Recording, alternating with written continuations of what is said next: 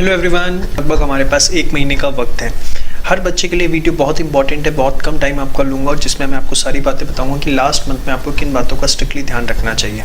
देखिए, जब आप लास्ट मंथ के अंदर एंटर कर चुके होते हैं तो हर तरह के बच्चे का पहला मोटो बन जाता है कि किसी तरीके से वो 400 में से जो 200 का टारगेट है पहले वो सिक्योर हो जाए, कि एटलीस्ट वो 200 वाला जो टारगेट है वो कंप्लीट हो जाए। ऊपर 240 आए, 300 आए, 350 आए, बहुत अच्छी बात है। देखिए, उसके लिए मैं आपको बार बार बता दूं कि कम से कम जो चीज़ें मैं आपको बताने जा रहा हूँ इस पर आपको फोकस करना चाहिए। सबसे पहले आईसीआई बुक के जितने भी क्वेश्चंस हैं, सिर्फ उसको अकाउंट्स के अंदर जितने आईसीआई बुक के क्वेश्चंस हैं, प्रैक्टिस क्वेश्चंस हैं, नथिंग न्यू, नथिंग मतलब नथिंग।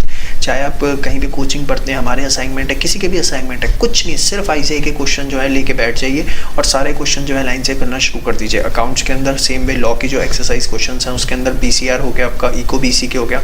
मैथ्स स्टैट्स एलआर के अंदर जब मैथ्स की बात आती है एडिशनल क्वेश्चन बैंक इग्नोर कर सकते हैं, अभी आप हाल फिलहाल सिर्फ एक्सरसाइज क्वेश्चन करिए। स्टैट्स के अंदर सेट ए और सेट बी के क्वेश्चंस, मेरी बातें बड़े ध्यान से सुनो।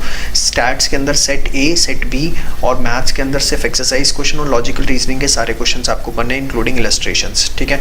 अकाउंट्स के अंदर इलस्ट्रेशंस बहुत ध्यान से करना, बहुत इंपॉर्टेंट होती हैं। उसके बाद सेम वे लॉ बीसीआर के अंदर आपको जितने भी बुक में क्वेश्चन हैं सिर्फ उसके ऊपर फोकस करना और कुछ नहीं करना। कम है ज़्यादा है, लेकिन वही समझ लो, गीता, भगवत, कुरान, सब कुछ वही है इस समय आपके लिए।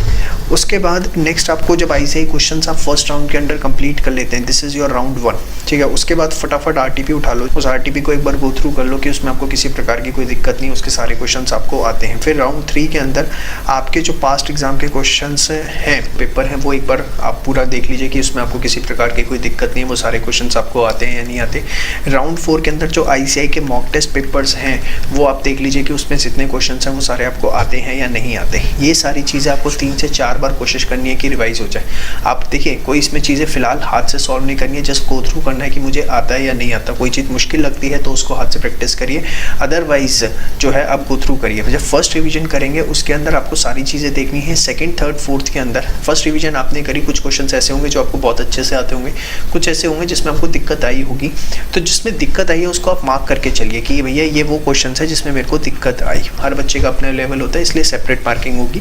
तो आपने इस पर स्टार बना लिया कि इन क्वेश्चन में मुझे दिक्कत आई। तो सेकंड, थर्ड, फोर्थ रिवीजन जिन पे आपने स्टार बनाया है, सिर्फ आपको उन्हीं क्वेश्चंस की करनी और किसी क्वेश्चन की नहीं करनी। इसी तरीके से आप आने वाले मंथ में 3 से 4 रिवीजन्स अपनी कंप्लीट कर पाएंगे। अगर आप ये सही से करने बैठते हैं तो ये हार्डली आपका, मैं आपको बता रहा हूँ, सब कुछ मिला मिलो के हार्डली, बहुत मैक्स साइड जाता हूँ तो 10 डेज़ का काम है। बहुत हद मार के मैं आपको बता रहा हूँ, आप पूरा एक बार अपना सिलेबस गो थ्रू कर सकते हैं। और बिलीव मी, मान के चलिए 400 नंबर का पेपर है, कम से कम नहीं तो 300 नंबर का पेपर यहीं से आपको एज इट इज देखने को मिलेगा। इस पार्ट को बहुत अच्छे से आपको स्ट्रॉन्ग करने की ज़रूरत है। इसके अंदर किसी भी तरह की कोई भी कोताही नहीं बरतनी। कम से कम 2 पेपर जो हैं वो आप सॉल्व करिए अपने लेवल पे। आप जो सजेस्टेड आंसर्स प्रोवाइड हैं उससे आप क्रॉस चेक करिए।